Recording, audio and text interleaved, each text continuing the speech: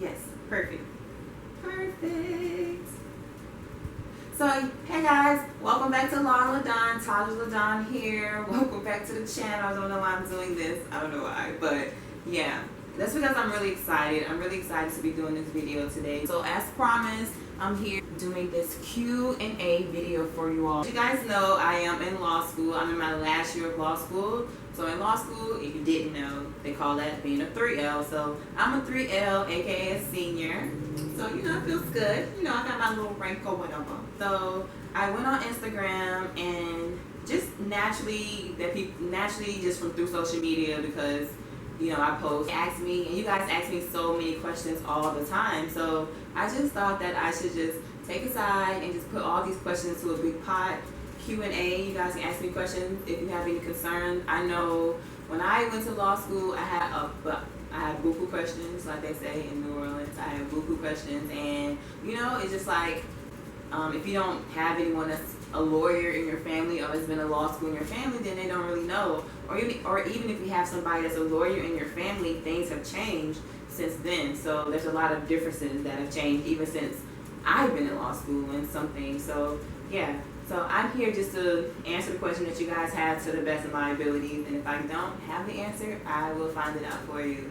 Also, I'm thinking about doing another Q&A where you guys can ask me another pool of questions. Group of my colleagues, my law school buddies, so that way they can answer some of the questions as well, because I'm just one person. You know, I just have my point of view, my perspective, and it might not resonate with everyone. So the whole purpose of this channel, I want you guys to get the best experience by having more people, and more diverse panel, and more people. I got the first question, and it says, I'm just gonna jump right in for where it started. How did you initially interact with 2Ls and 3Ls as far as seeking help from them? Going into law school, I know that it can be really intimidating, because it's like, okay, you have this rank and you're a 1L, it's like you're a freshman, fresh meat, all this other stuff. So it's very intimidating, trust me. So what I did was, I was very nervous. I actually was very nervous to talk to 2Ls and 3Ls. I don't know why, because they don't bite or nothing. Like, they was a 1L before too. Initially, they kind of like asked me questions. Like, I think about it, like the one that's kind of reached out to me and said,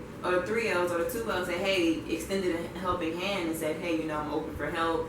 Always, you know, you can ask me anything.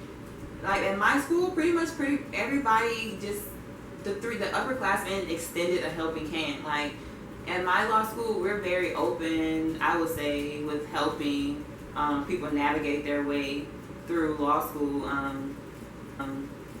I had people giving me books, you know, or telling me where to get the cheat books, or telling me, you know, how to get the PDF or little resources. So I had a lot of help, and that came mostly from 2Ls and 3Ls.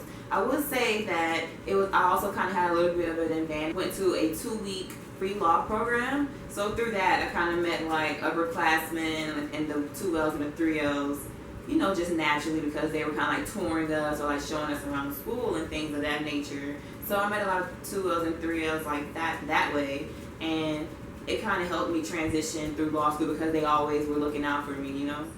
So it says, the next question is, did you find there to be a lot of drama at such a small law school? I will say no. Like for me, just naturally, I'm just not a person who associates myself with drama. Like Taja plus drama, it just doesn't mix. So, I mean, of course there's drama going on at school. It's like anywhere, but it's like, what are you going to do when in the face of drama? Are you going to be succumb to the drama? Are you going to be in the drama? Are you going to just stay focused on why you're in law school? And end of the day, it's kind of like the dramas, it's kind of, school in general just reminds me of high school. I think of any dramas like high school drama, and it's like, come on now, we're not in high school, and it didn't matter in high school, and it won't matter in law school either. So no, I did not find there to be so much drama, because I didn't really associate with drama. I kind of just stood in my own lane and focused on what I wanted to do and why I was in law school, because honestly, my path, and I didn't have any time to focus, to get distracted. How did you pass property? I don't know what it is with that class. Let me just say, I passed. Hallelujah. Hallelujah. Why did you choose Southern? Which other schools did you apply to? So I chose Southern because Southern was highly recommended to me. I'm from New Orleans. So when I moved back here when I was 21, after I graduated undergrad from the University of West Georgia in Carrollton, Georgia. Once I graduated undergrad, I moved back to New Orleans, and that's when I had an interest in going to law school and started doing more research on it. So just from talking around and asking people and taking the LSAT and just being around lawyers and just being in the realm of the legal field, just people recommended Southern to me so much, like on a massive scale. So, New Orleans is a very small, like urban city. So, I had like a lot of black lawyers, and they would say, "You need to go to Southern. You need to go to Southern. You need to go to Southern." So I'm just like, man, not Loyola, not a Tulane. They're like, "You need to go to Southern." So I just took people's word for it. Go against the advice that people gave me. So if they told me I need to go to Southern was an HBCU. It was a black school. I never been to an HBCU. I wanted to go to a historically black college when I was at a PWI. So it was really exciting because I was like, oh, I wonder if they're going to be dressing cute and stuff. I know that's besides the point, but how black schools do. We got to be fly. Got to be fly. Jasmine Singleton, I'm eager to attend SULC, having trouble with the LSAT. So, Jasmine, please do not feel bad. I am here with you, Jasmine. We are here, girl. LSAT is a beast in itself. I took the LSAT a couple of times, and mind you, the first time I didn't study for it. I was thinking, oh, I'm smart, I can do it, I can just go ahead and just take this test, 2 weeks of study, bam. No, and granted, some people really are like that, and I commend those people. I actually admire those people, but I'm not one of those people, okay? So I had to study for this test. So the next time I studied on my own, and then I got a decent score, but I wanted to get a better score. And then on this third time, I took a prep course, and I got well over the score that I needed to have or I wanted to have.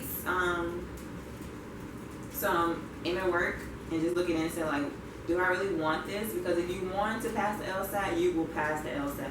Like, the third time I went in to go take that test, I knew that was the last time I would be taking that test. Like, the first time I was very unsure. It was a different feeling. The second time, it was a different feeling. The third time, I was so confident. I knew what I was doing. I was even, like, smiling throughout the test. Like, hey, like, I knew that. And, like, I was going through it, especially on the logic games. That was my part. So, Jasmine Singleton, just keep going, girl. Just keep going. Think, breathe, eat, sleep, LSAT. Also, Jasmine, extra practice tests. If you email me, I will send them to you in the mail. I got some extra practice tests. On the weekends, I would do practice tests every Saturday, like the full thing. Every Saturday, I would literally take the LSAT. Every Saturday. Under full conditions. So, if you do that, just time yourself and just keep doing it. I know it's so tedious. I know it's hard to sit down and just focus on this stuff that is just so different and seems like another language. But once you do that, it's a thing of the past. I don't think about the LSAT. So just do it. It's a time of your life. It's a phase. Do it, and then you'll be good, girl. Good luck, Jazz. Next question: is it true that if you don't have at least a 140, they won't view your entire application? That is true. If you don't have at least a 140, you will not get into law school. So what resources did you use to obtain your LSAT score? So like I just said in the previous question, I took a prep course. So I did Test Masters or something like that, Test Masters. And it was an online thing, and I would just go online with my computer and do all of the videos and do the problems and work the problems by hand, the reading comprehension part, all of that. So I would just spend hours on hours on hours in the coffee shop. Once I had purchased that online, because it was a thing, you can do it online. You don't have to come into an actual place. You can do it online. So I would go to the coffee shop from like 6 hours, 7 hours, 8 hours, 9 hours a day. Like sometimes it would get ridiculous. I would just be in there forever because it became my second home. Like I started bringing on prep course, and then every Saturday I took a full-blown LSAT, like LSAT, like it was the real thing every Saturday, and it was a pain in my butt, but it paid off so well because on the day of that test, I was so comfortable. How did you set yourself apart from other applicants in your personal statement and resume? That's a great question. You guys have some good questions. So what I did was I kind of just told about my personal experience with, my life with Hurricane Katrina and how I was misplaced from home and how I grew up in Atlanta instead, and how that had a big impact on my life and my family life in a positive way. And I also talked about my job experience and things I did for work that made me who I was. On my resume, I talked about my job experience. I talked about the things that I were doing at the time that are related to law, or that can relate to law in some type of way, or that are related to having like a go-getter attitude. Yeah. I also talk about my interests and stuff that I do on the side besides law school. So do you think a person working full-time and attending law school part-time is manageable? See, I don't know because I didn't work full-time. I didn't work full-time in law school. I didn't work in law school. I don't think it would have been possible for me personally to work in law school, only because I was already stressed enough. Like, how was I going to work? Like, I just had to manage my money really well. I did work in smarter ways. So when it comes to work, I had to think about getting money very differently in law school. So, because I couldn't sacrifice my time. I didn't have time to sacrifice to go sit at anywhere and work. In my first year, I was dead broke, but I didn't have time for that. I didn't have time to work for free either. And I know this sounds kind of bad, but I just didn't. I had bills. So I was always an entrepreneur before law school. I always learned how to make money like out of thin air just from an undergrad. Like I would braid hair, I would do hair, I would make gels for people, I would make rings for people, sell them 3 for $10. Mostly braiding hair was my thing, and jewelry making. I did a lot of that. Yeah, you gotta just think about money differently. You have to think about different ways to leverage the money that you have to make that more money. Like you have to learn how to take $50, turn $50 into $150. Work full time.